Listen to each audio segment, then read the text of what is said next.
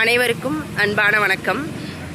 திராவிட முன்னேற்றக் கழகம் இந்த சட்டமன்ற தேர்தலில் தோல்வியை சந்தித்துள்ளது.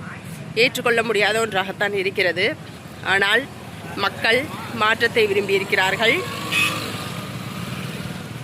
மாற்றம் முன்னேற்றமாக இருந்தால் அனைவருக்கும் நன்மையே.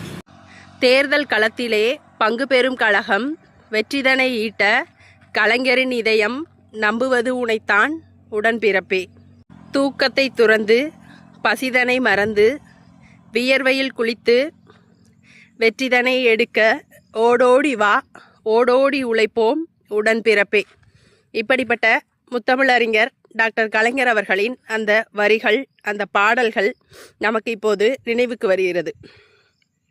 உடன்பிறப்புகளை மட்டுமே நம்பி தேர்தல் களத்திலே இறங்கிய நம்முடைய திராவிட முன்னேற்றக் கழகம் தோல்வியை சந்தித்துள்ளது. வெற்றியும் தோல்வியும் வீரனுக்கு அழகு.